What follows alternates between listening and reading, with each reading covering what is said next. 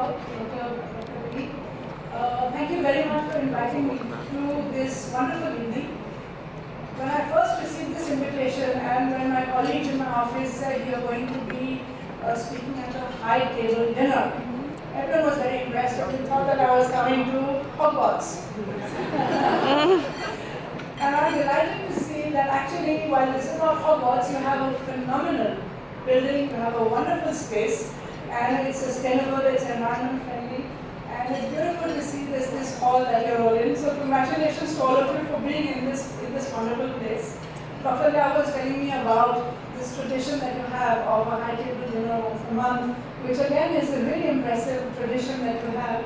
And congratulations to all of your seniors on the high table and to all of you for making this a very, very successful event and a successful activity in your calendars. I wish that this was something that we had when we were in college all those years and years and years ago.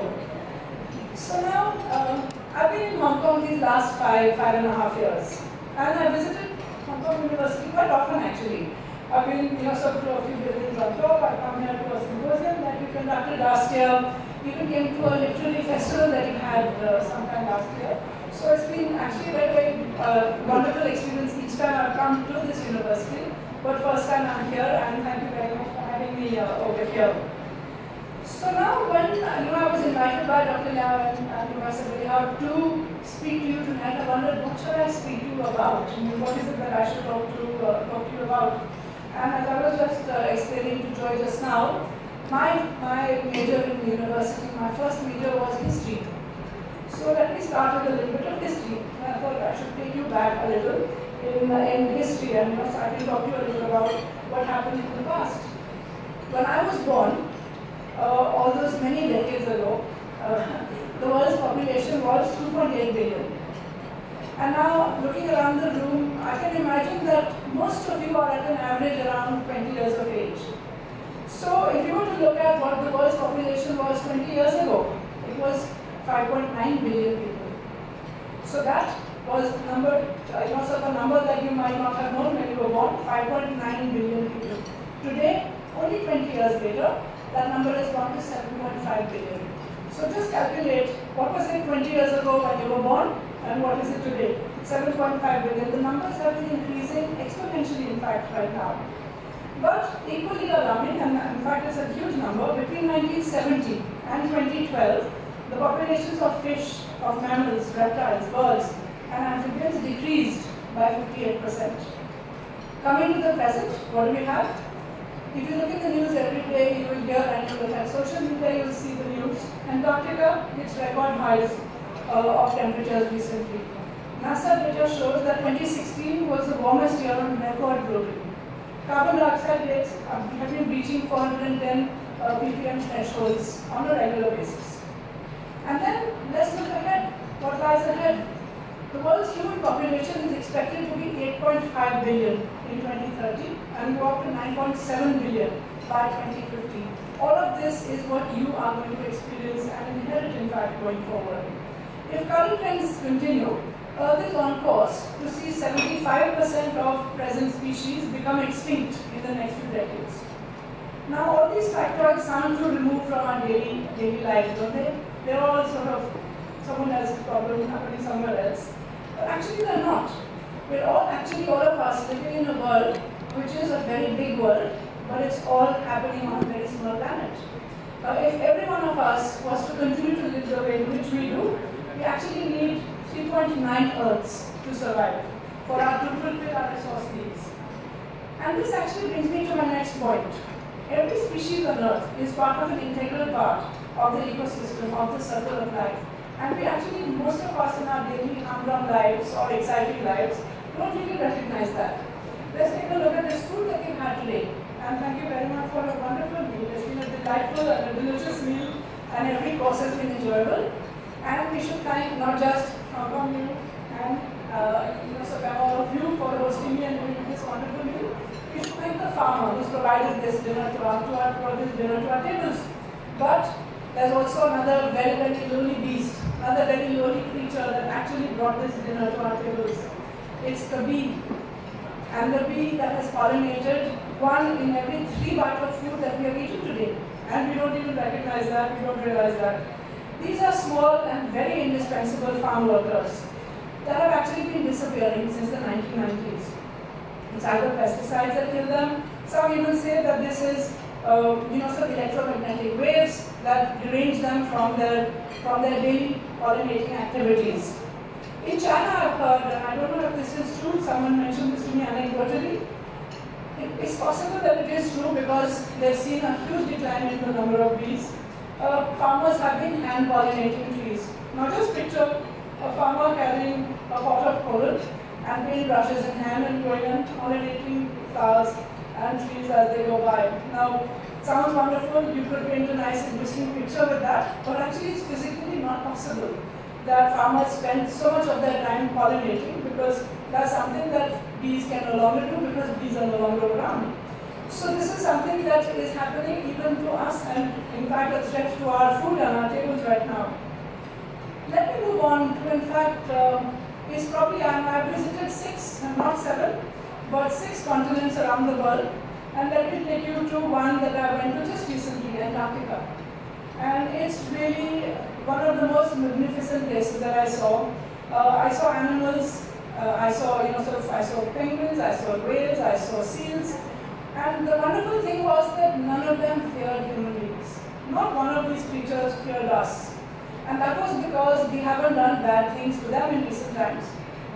50 years ago, Antarctica used to be a slaughterhouse for whales, for seals, because the whaling industry was very, very active, and whales were necessary to fuel the cosmetic industry, to fuel so many other sectors that were consuming whale oil in large numbers. So while I remember these wonderful creatures and their benign lack of fear of human beings, I also learned a lot of stuff from the expedition leaders on the ship that I was traveling on. 90% of the fresh water that is present on the planet's surface is stored away in Antarctica. And also the Antarctic ice, the ice cap, reflects some of the sun's rays away from Earth. And this is actually helping to keep temperatures livable. So we can survive here because there's Antarctic ice 10-12,000 miles away. To protect this last piece of virgin land, the Antarctic Treaty was signed in 1959 by 12 countries, whose scientists have been actively researching that area. And then now there are some 53 parties to sign this treaty. There's also a protocol on environmental protection, which supplements the Antarctic Treaty, which was signed in 1991. But all of that may well come to an end in 2041 because that's when the treaty ends. And certainly by 2048. What would happen then? You could have all these 53 countries and many others claiming Antarctica for theirs, for the mineral rights that are, in fact, the minerals that are abundant and visible, in fact, for the naked eye to see as well. And we, as rapacious, venal human beings, may go back to Antarctica and claim it as ours, again losing that very, very important shelter that Antarctic and the Antarctic ice and continental shelf gives to us. So now, are we ready to lose the last wilderness? Can this place of peace last? Those are questions that I cannot answer, that perhaps you and your generation will have to answer going forward. All this that I've spoken to you about right now, till now, sounds like a human doom story. But actually it's not. And I'm an eternal optimist. And I think so are you. All of us are coming into a new geological era, the Anthropocene era, in which humans dominate the planet. We have an increasing array of technological advancements that can help us design a better way of consuming our scarce natural resources. What we need is the realization, the vision, and the humility, above all the humility, to realize that while we human beings dominate this earth, we are nothing, if not an integral part of a circle of life, of a food chain, of an all-inclusive ecosystem that has to respect other forms of life, that has to nourish and to nurture all species for our own survival. Because if we don't nurture other species, we as an integral part of that chain do not survive too. How are we going to achieve this? How are you going to achieve this? Because it is you, and not I, and not my generation, to whom tomorrow belongs. So you have to make sure that you ensure your tomorrow. But for that, you need collective action. from each of us, from individuals, from corporates, public institutions, civil society, governments alike. Everyone has to work together to a common end, for the global sustainability challenge cannot be addressed by any one of us alone. Speaking of corporations, and I represent one since I belong to one, many of us are collaborating, not only with business partners, suppliers, customers, but also with NGOs, with public sector bodies, with academia, international agencies, so that we can together help to address social and environmental problems. Now, many of you would have heard of the SDGs. Have you heard of the SDGs? The Sustainable Development Goals. Now, yes, I can see many heads nodding. So the Sustainable Development Goals came into force last year, and they succeeded something called the Millennium Development Goals. Now, those actually were crafted 15 years ago. And how many of you have heard of the Millennium Development Goals? Okay, that's good to hear actually, that there are about 4 or 5 hands or 10 hands that came up. But, okay, 12 hands. But actually, the rest of the world hadn't heard of the Millennium Development Goals. But I think at this point in time, at this turn in our lives, more and more people are aware of the Sustainable Development Goals and of our collective responsibility to help to achieve these goals.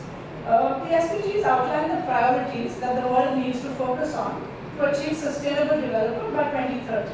And that includes dealing with poverty, with education, equality, clean energy, innovation, etc. There are 17 goals, and I'm sure it will be interesting for you to study these 17 goals to see what is it that each one of you can actually help to contribute to. A significant number of corporations are actively benchmarking their businesses against these 17 SDGs, and in so doing they can fine-tune their business strategy to ensure long-term business sustainability and help contribute to the global sustainability challenges. These SDGs can also be a meaningful starting point to drive change in your own lives. So study them, examine them, and see what is it that you can use to make a difference in your own life today. You don't have to wait till tomorrow, you can start now. As a responsible citizen, it's also very important that we play our part, that you play your part to transfer knowledge, to transfer technology, to partner with others to make a bigger positive impact on the environment and our communities, and to create shared value.